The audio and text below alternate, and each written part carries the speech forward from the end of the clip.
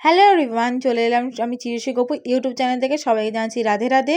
তো আমি জানি তোমরা সবাই খুব ভালো আছো, কারণ হচ্ছে রাধা গোবিন্দের কৃপা যাদের ওপর থাকে তাদের কিন্তু সবসময় সুখে থাকে।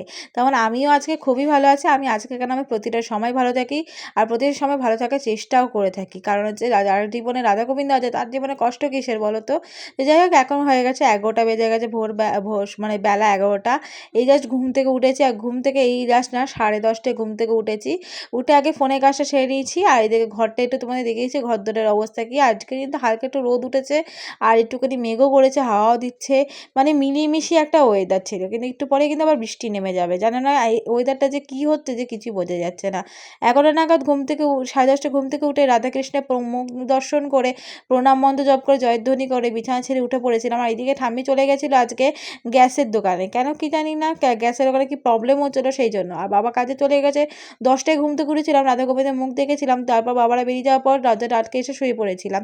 10:30 ওঠার পর রাধাকৃষ্ণ, তারপরে কিন্তু কালকে যে সারাদিনে যে ভিডিওটা করেছিলাম সেই ভিডিওটা এডিট করে ভয়েস ওভার করে রেডি করে রেখেছিলাম, এবং কালকে যা যা খেয়েছিলাম সেই ভিডিওটা এডিট করে রেখেছি। আর চিরশ্রী চক্রবর্তী ফুডিং চ্যানেলের জন্য আরেকটা ভিডিও গান অ্যাড করে রেখেছিলাম। তো ঘুম থেকে উঠে চিরশ্রী কপু ইউটিউব চ্যানেলে 2টো ব্লগ পোস্ট করলাম, আর চিরশ্রী চক্রবর্তী ফুডিং চ্যানেলে একটা ভিডিও পোস্ট করে, ফেসবুক থেকে কিছু ফটো কালেক্ট করে গুড মর্নিং ফটো পোস্ট করে, তারপরে তো গুড মর্নিং ফটো পোস্ট করে হোয়াটসঅ্যাপে ফেসবুক কি সুন্দর, ইউটিউবে ফেসবুক ইনস্টাগ্রামে যারা কমেন্ট করেছে সুন্দর সুন্দর তাদেরকে রিপ্লাই দিয়ে, তারপরে কত হোয়াটসঅ্যাপে কার স্ট্যাটাস দিয়েছে, এসএমএস করেছে দেখে, কত সাবস্ক্রাইব হয়েছে ইউটিউব স্টুডিওতে চেক করে, তারপরে ওই 11টা নাগাদ বিছানা ছেড়ে উঠলাম। উঠে ফোনটা চার্জে দিয়ে রাধা গোবিন্দকে প্রণাম করে বিছানা ছেড়ে উঠে আগে উপরে গেলাম। উপরে গিয়ে চুলটা খুলে ভালো করে বেঁধে ব্রাশ টাশ করে ফেস ওয়াশ করে স্নান করে বাসি জামাকে ধুয়ে মেলে, তারপর নিচে এসে দেখা পুরো ঘর ধরে দেখিয়ে দিলাম যে কীরকম হয়েছে। তারপর দেখালে যে দেখো জুতো মুতো তুলে ঘরে সাইকেলে রেখে, তারপরে জানলা দরজা খুলে পর্দা সরিয়ে আলনা চেয়ার জামা গুছিয়ে মাথার বালিশগুলো গুছিয়ে আলনার ওখানে রেখে দিলাম। তারপরে বিছানা টানা করে পেতে কোলবালিশ দিয়ে পুতুল দিয়ে সাজিয়ে ঘর বাসিতে উঠে ভালো করে ঝাড় দিয়ে ঘরটা ভালো করে বালতির জল দিয়ে ভালো করে পুছে, বালতির জল ফেলে বালতি ওগো করে নেতা মেলে নিয়ে এসেছি। এবার ধরো গোপাল পুজোটা দিয়ে এখানে গোপাল পুজো দেওয়ার জন্য দুধ এসেছিলো, দুধটা নিয়ে রেখেছি। আর এদিকে দেখো মোটামুটি সবই গুছিয়ে রেখেছিলাম, কোটো কাটা, গোপালের চন্দন, পারফিউম, আতর, তারপরে গ্যাস, তারপরে যে দুধ গরম করবো সেটা, বাসনপত্র, জামা কাপড় সব বার করে রেখেছিলাম। দেখো মোটামুটি সব গুছিয়ে নিয়েছি। যে জামা কাপড়গুলো ধোবো গামলায় রেখে দিয়ে গোপালের বাসন মেজে নিয়ে এসেছিলাম, যে বাসনগুলো লাগবে রেখে বাকিগুলো গুড় করে রাখলাম। ফুল তুলসী পাতা তুলে নিয়ে এসে ধুয়ে দিয়েছি, আর এদিকে ইষ্টিপিটি করে পয়সা ধুয়ে রাখলাম, এবং যে বাসনগুলো লাগবে বলে রেখেছিলাম সেগুলো উগুর করে রেখে দেখো গোপালের যে দুধটা নিয়েছিলাম দুধটাকে জাল দিয়ে রাখলাম একটু জল মিশিয়ে। তারপরে গোপালের জন্য সকালের জন্য দেখো দুধ চিড়ে বাতাসা, দুপুরের জন্য সকালের জন্য বিস্কুট, দুপুরের জন্য দুধ চিড়ে বাতাসা, জল স্বাদিনী জল রেডি করে তুলসী পাতা দিয়ে গোপুসোনা রাধারানী দেখো রেডি করে দিয়েছি। আজ বড় গোপু বড় রাধারানীকে জল সঙ্গে জল দিয়ে তুলসী পাতা দিয়ে স্নান করিয়ে, তারপরে চন্দনের সাথে আতর মিশিয়ে ভালো করে বেটে নিয়েছিলাম, সেই চন্দন মাখিয়ে 4বার জল দিয়ে স্নান করিয়ে সবাইকে বাসি জামা কাছে কাঁচামা পরিয়ে গয়নাগাটি পরিয়ে, তারপর হাতে বাসি দিয়ে গায়ে আতর লাগিয়ে পারফিউম লাগিয়ে দুই রাধারানী হাতে তুলসী পাতা 4 গবসে দিয়ে তুলসী পাতা দিয়ে দিয়েছিলাম। গীতায় তুলসী পাতা দিয়ে তারপরে জল সঙ্গে জল তুলসী পাতা দিয়ে ধূপকাঠি দিয়ে গোপুসোনা রাধারানীকে আরতি করে, আর দেখে যেই জামাকাপড় বাসকালে গুছিয়ে রাখা সেগুলো গুছিয়ে রেখে বাসন উগো করে যেই জামাগুলো কালকে পরেছিলাম বাসি জামা ধুয়ে মেলে দিয়েছিলাম। তারপরে দেখতে পাচ্ছ গোপালের বিছানা গুছিয়ে প্যানগুলো ধুয়ে মেলে দিয়েছি। আর এই যে জায়গাটা বসেছে সেই জায়গাটা ঝেড়ে পদ্ম ফুলগুলো আর সিংহাসন পেতে বসিয়েছিলাম। আর এখন বেজে গেছে 12:30, আমার পুজো হচ্ছে, ঘর তো পরিষ্কার করা সব কমপ্লিট। তো চলো স্কিন কেয়ারটা করা যাক। অ্যাপ্লাই করছি গুড ভাইবসের green tea oil control toner. Apply করার পর ভালো করে ফেসটা ড্রাই করে নিলাম, এবং চলো এবার খাবারটা খেয়ে আসা যাক। তো দুপুরে লাঞ্চ কমপ্লিট করার পর ওষুধগুলো খেয়ে নিচ্ছি, ওষুধ খেয়ে জল টল খেয়ে নিলাম।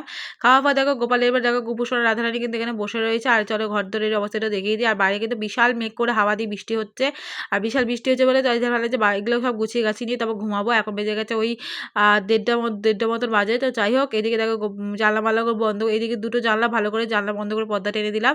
আর এইদিকে কিন্তু যে গোপালের যে জামা কাপড়গুলো মেলেছিলাম সেই জামা কাপড়গুলো নামিয়ে টেবিলে মেললাম, কিছুটা আলমারির ওপর মেললাম। আমি যে প্রসাদ দিয়েছিলাম গোপালকে সেই প্রসাদগুলো নামিয়ে ঢাকা দিয়ে রেখেছি, পরে খাবো বলে ওই খাটের পাশে জানলাটা বন্ধ করে নিয়ে জাস্ট পর্দা টেনে দিয়েছিলাম। একটুখানি ঘুমিয়ে গেছিলাম, ঘুম থেকে উঠে দেখো উঠে পড়েছি। এবার চলো এগুলো গুছিয়ে নেওয়া যাক। ঘুম থেকে উঠালাম, মানে এত ঘুমিয়ে গেছি যে কি বলবো। এখন বেজে গেছে 6টা, বাজতে গেল মিনিমাম। তো বারান্দা ঘরদোর একটু ঘুরিয়ে তোমাদের দেখিয়ে দিচ্ছি ঘরদোরের অবস্থা কি।